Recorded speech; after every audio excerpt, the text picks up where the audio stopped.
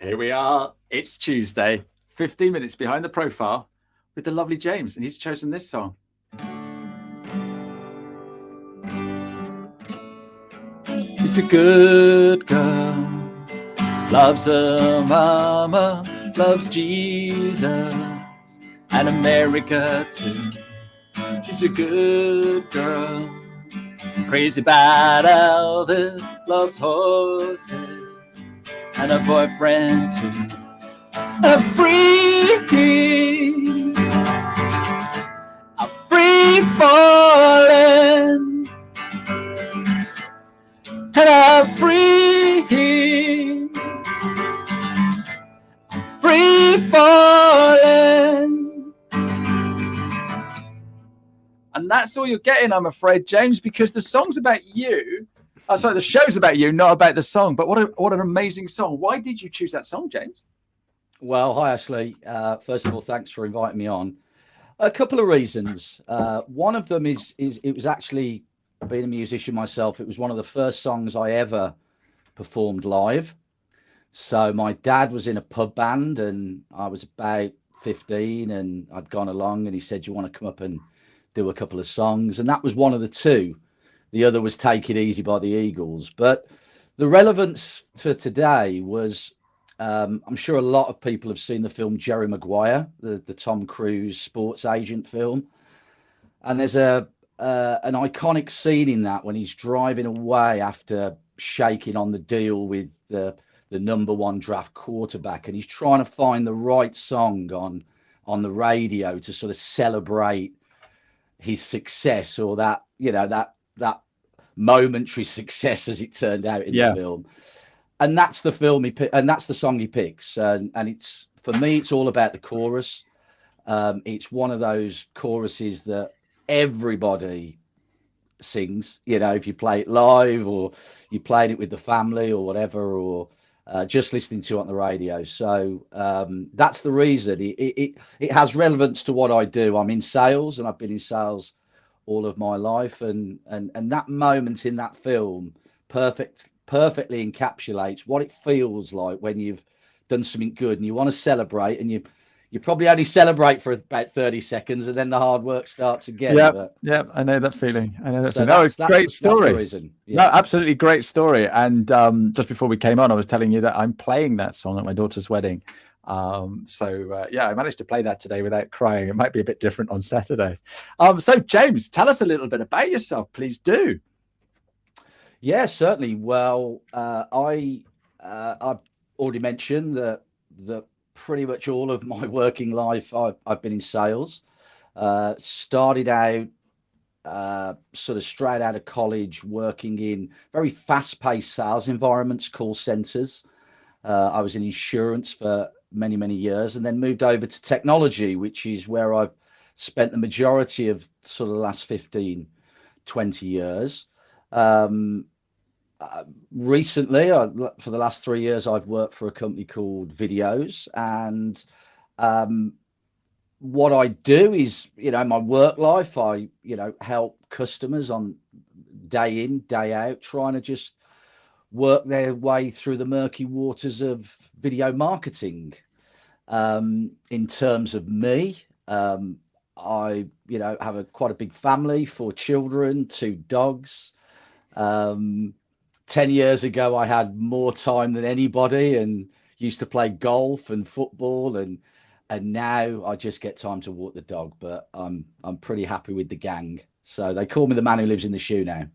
Absolutely, that's fantastic. Videos then. We're going to go into that in a sec. But you've always been in sales. How are you using LinkedIn to help what you do in your market and reaching out to new clients and customers? Yeah, sure. Well, LinkedIn started many years ago for me. I always felt that I was perhaps one of those early adopters of the platform, and predominantly in the early days, it became a vital research tool for me. If you're outbounding in any way, email or phone, then you can quickly build up a picture of the person that you want to reach out to, understand a little bit more about them. As LinkedIn has developed over the years, that ability to research has just grown. You know, you can, not just from a profile, but from a post, from a comment, you can start to really build up a picture. In recent years, I've really tried to adopt social selling as part of what I do. And what I mean by that word social selling is, you know, connecting with people, showing genuine interest and curiosity to what they do. And really, you see all these terrible horror stories of people connecting, then pitching, then, you know, disconnected, and really just trying to be as natural with that process as possible. You know, if somebody is of interest to me, I'll find a reason to try and reach out, whether that's through a LinkedIn direct message. So that's really how I've adapted what I do. But it still remains for me a vital research tool day in, day out, in business. Yeah, no, absolutely. And it's brilliant, isn't it? Because I've been in sales all my life as well, or for a large chunk of it. And in the olden days, it was just basically you knock on the door and you open up the door and go and talk to whoever it is in there to find out about them. But like you say today, you know, you're sort of like, oh, I want to speak to this person. You can go in and you can read a little about them on their profile, but then you can go and see what sort of things they're commenting on, what sort of posts they're writing. You really get a decent picture and go, right, yeah, this person here is absolutely, you know, the sort of person that I want to connect with. So yeah, it's cool. So you say you do research. Do you use the normal version of LinkedIn, or do you have Salesforce? Do you have Navigator or Premium? I do. I use Navigator, and have used Navigator for some time. Again, what I find that does for me is that to the prospect or the person I'm trying to reach out to, they've seen that I'm investing not just time but money into what I do. So that is a very useful way of, you know, getting directly through to people. But one thing you said that I think is vitally important, the thing with research in sales is it needs to be something you do very, very quickly. And in the old days, you know, it would be website, it might be various things that you have to look at to even build up one or two relevant bits of information. LinkedIn can give it you in 2 or 3 minutes. And actually behind the profile, so the posts and the comments and what people are interacting with, I think is probably more valuable than actually just finding out who they are, what they do, because that's the bit that you really want to try and latch onto if there's some similarity or common ground between the products and services that you're selling and what they're talking about. Yeah, absolutely. And the thing is, people buy from people who they know, like, and trust, and you can really build up that trust quickly by knowing an awful lot about somebody. So no, I think that's absolutely superb. Content. Do you write much content? Not as much as I should do. Who said that? Who said that? About 95% of the population. I hold my hand up with that. I mean, I work for a company that produces a lot of great content. What I look to do always with the content that we are putting out there is make it valid for my audience, you know, not just repost it, but share some insight, share some reasons why. In terms of my own content, it's something actually was a bit of a resolution, a New Year's resolution for me, that I must do better. So I'm aiming for 1 or 2 sort of bits of content every week, whether it's original. It's why it's a bit dark in the office today, because I've been doing a little bit of filming this morning, actually, for a couple of things. So yeah, must try harder, and I am. Right, good for you. Good for you. And so you're obviously doing video as well, which is brilliant, because video is the best. But you know that because you work for Viddyoze. Do you get business as a result of what you get up to on LinkedIn, James? Yes, I do. I would not in huge volume, because again, the way that I use the tool, you know, I want to find somebody that might be interested, or I'm curious about them because we might have some common ground. And then I think as I mentioned earlier on, you've got to be natural. You can't all of a sudden get this head on you where you start doing things that you don't do, like connecting with somebody and then trying to pitch your product within 5 minutes. I compare it to dating. If you turn up to a first date and did that, you're probably not going to get a second drink in, are you? It's that sort of. It's like meeting someone for the very first time and saying, like, "Will you marry me?" Exactly, and that in most cases will not work. So, yes, I have.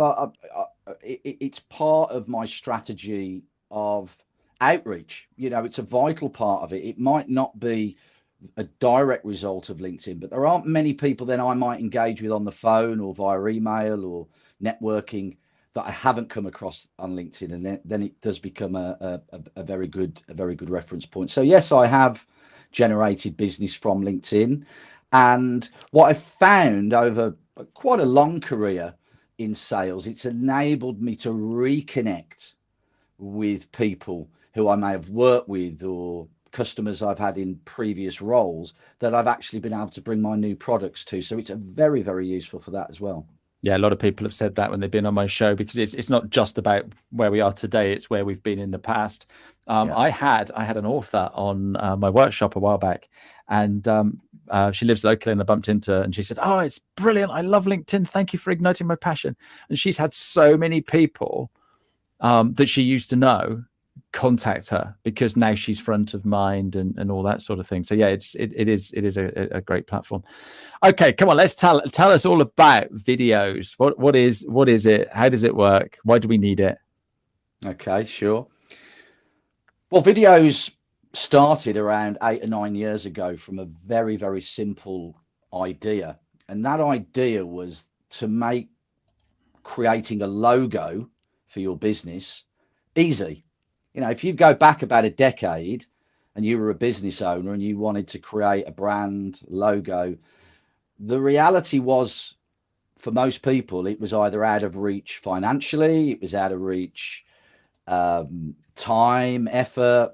There was a massive gap in very, very high expensive video services, and the graphic designer who's married to your auntie who did a year at college, and there was that big spread. So the founders of our business came up with a piece of software, or developed a piece of software that meant that within 3 clicks you could animate your own business logo. So you could put it into a short video, and over that 8 or 9 years, that has now grown to a full video marketing software platform that, and this is the key thing, it's why I emphasize it and use a lot of hand movement, anybody can do it. Even me. Even you. Even you're a professional. But the reality is it's there for business owners, anybody who owns a business or is marketing a product and really doesn't know how to, or in lots of cases I find has done it in their past and maybe had their fingers burnt or had a bad experience. So we created a software platform that anybody, regardless of experience, not requiring expensive video equipment either, you can use your smartphone, and you can create professional quality video content for your business of all different types: testimonial videos, promotional videos, special offer videos, whatever that may be. We have, and the way that we do that, Ashley, is we template the animations. So we create these beautiful motion graphic animations of varying lengths, intros and outros, but in lots of cases full length video that people can use. They'll jump into the platform, they'll upload some of their own imagery, some of their own video content, and that's it. You hit enter, and in about 3 or 4 minutes you've got this great business customized, branded for your business. Wow, absolutely superb. So your average person does a little bit of video on their mobile phone. They may put a couple of little bits in it, but then they upload it. So what you're saying is it's like me getting a professional studio to do my video editing for me. Is that right? Exactly. That's the quality of the video that you're going to get at the end of the process, is professional quality. The other key thing for us is not just enabling the end user with the software, but then enabling them with the right coaching, support, and teaching to actually then go and get the best out of it. And the goal for me when I'm dealing with customers is not just to get somebody creating a video once and that's it, you know. And actually, if you go back to that old model of businesses, if you talk to, like I have, a lot of businesses who have purchased video services, that's actually the case in a lot of the time, is that they spent a lot of money and didn't get that return on investment. As is our approach is very different. I've watched your LinkedIn lives. I've seen your content, and you talk about that consistency. You know, if you're going to do it, well, you've got to keep doing it, even if at the start it doesn't feel like you're getting the return, because that's how you're going to build up that message and that presence. And yeah, I think our tool fits very nicely into that for anybody who hasn't got a great deal of time in their business during the week to do this. You know, this can fit in as a nice sort of 10 or 15 minute task once a week that could all of a sudden start really changing how your business is viewed online. No, fantastic. I love that. So, and you said a 15-minute task, which is just perfect for what I talk about. So thank you for mentioning 15 minutes. So why should we be creating video? Because it's a lot of people think it's a lot more hassle than just writing a few words around a selfie. So come on, give us some top reasons why we need video when we're marketing our business, please. Yeah, sure. Well, there are loads of stats out there. You can throw it into Google, you know, stats around video marketing, and it will throw those back at you. But one of the most powerful is the amount of traffic on the internet now that is video content, and it's something staggering. By the end of this year, it could be over 90% of content consumed online is video. So that is 90%. 90 over 90% of content is video content. I came back into video around the time of just before COVID, and I think that was another reason that video has accelerated in the last 2 or 3 years.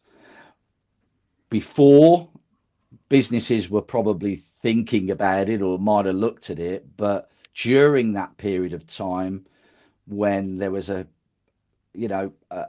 massive transition from what I call the sort of traditional high street to the digital high street, then all of a sudden people were being forced to, I've got to do something here. And that's where, for a lot of them, the challenges begun.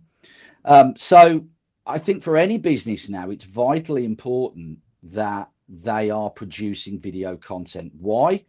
Well, one, because if they look at any of their competitors, whether they're a restaurant, a florist, a small manufacturing business, there will be at least one of their competitors who are doing it and are doing it well. Fortunately, that's still a relatively small percentage that I see in most industries. It's a bit like the 80-20 rule, that there are probably only about 20% in each industry who are doing the video marketing thing well, or at least, you know, giving it a good stab. There are still 80% out there who don't get it or don't understand it.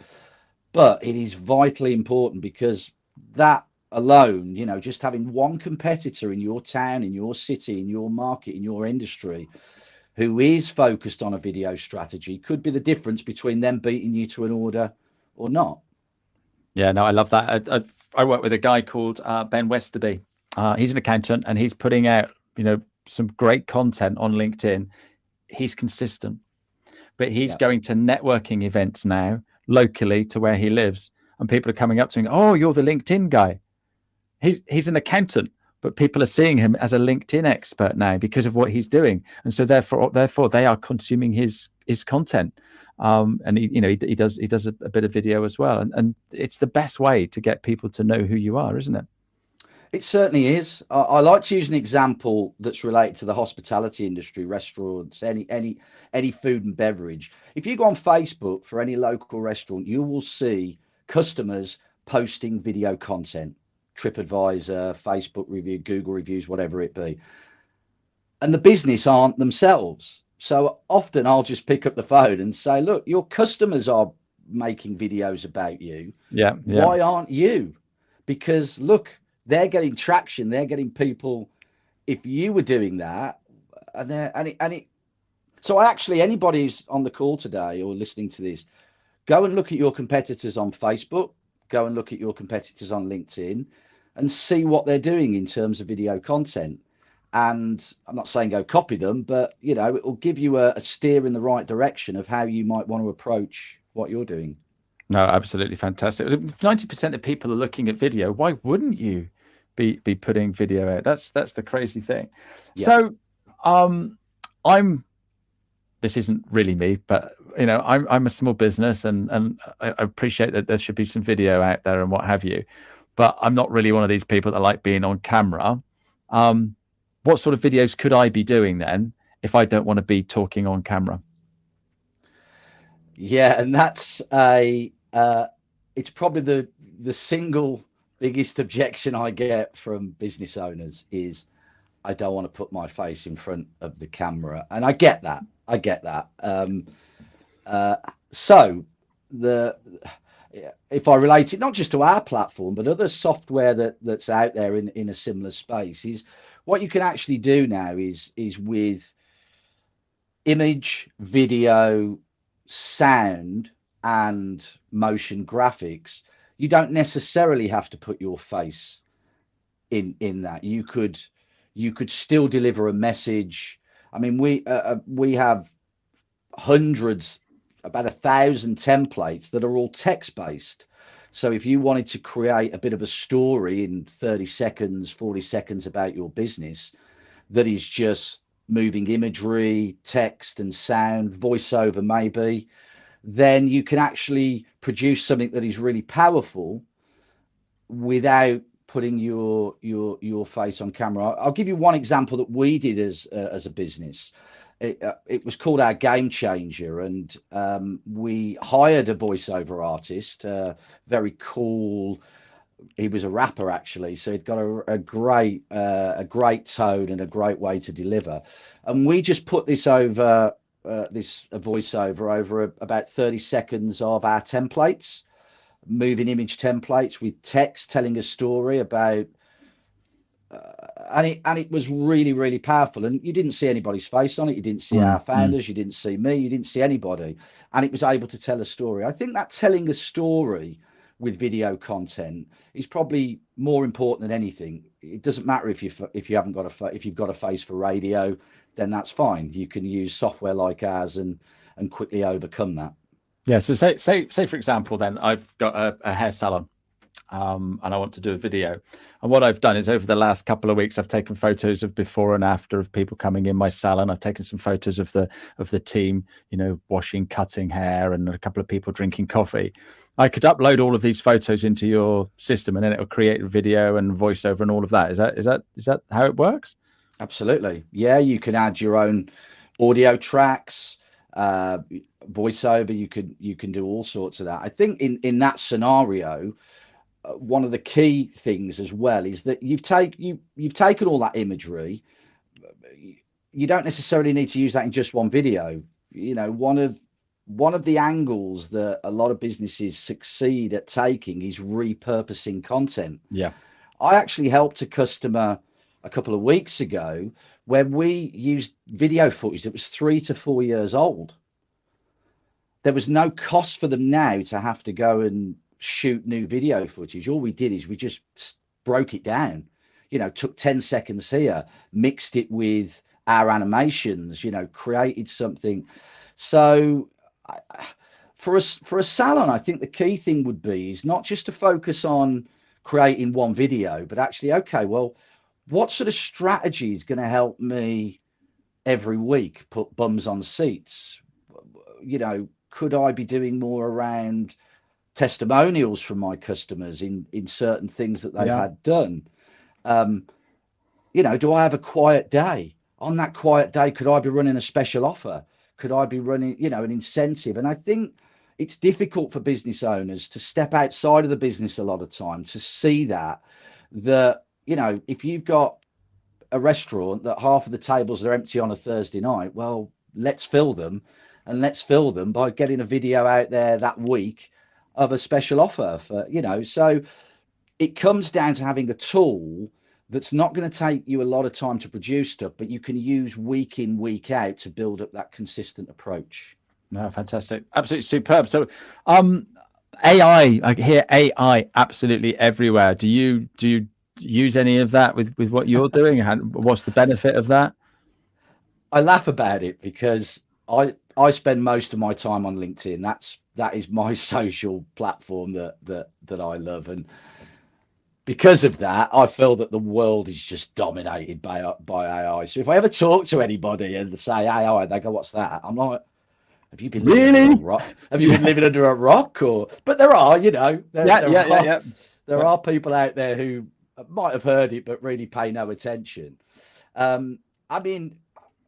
We're still in that space still in that time where there's a lot of misinformation about it. What's it going to do? Is it going to change the world? Is it going to wipe out humanity? All of these scare stories. But from what I've seen with AI, it really is a tool that, how can I relate it personally to me? The things I struggle with, it helps me. Yeah. And I think that we're not perfect. Nobody's brilliant at everything. There's always going to be some area of your business or what you do in business that you're not as strong at. And that's where it's really, really helped me. In terms of video, well, we've got a very, very exciting introduction to our platform in about 3 or 4 weeks away, which will be our first AI integration into the platform, which will, in simplest terms, mean you can type in a prompt. I want to create a marketing video for my salon business, and I want it to show a special offer, and it will then create that full-length video for you, without having to sort of piece the parts together yourself or to start worrying about how am I going to script this, how am I going to do this. So that will be a very, very exciting introduction to our platform. Oh, fantastic. It's supposed to be 15 minutes. We're almost up to half an hour. You've just missed an amazing show, Hannah. We've been talking about video today, and we're just introducing AI into video. James, you've been absolutely superb today. Thank you very much indeed. I'm really going to go and have another look at what you do. But thank you so much for letting us know all about video, because video is important, and repurposing and stuff like that, because this is going to be a podcast. And if you're listening on the podcast live every Tuesday, we're here. I've got one more question for you, James, but before we do that, I'm just going to quickly go to next week, because next week I have got Mary Wu coming on my show. She's known as the LinkedIn Whisperer. She's based in the States, so she's going to be getting up at silly o'clock to join us. So we're going to be chatting about all things LinkedIn next week. So can't wait to have a chat with her. James, my final question to you, sir. What advice would you give your 16-year-old self?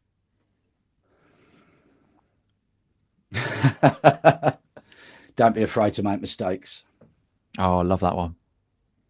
Yeah. And do them when you're young. Yeah. Absolutely. Oh, what a lovely way to end the show. James, thank you so much. It's been a pleasure. Thanks, Ashley. All the very best. Bye-bye. Bye-bye. You get out what you put in. Never gonna lose, never gonna win. Long as you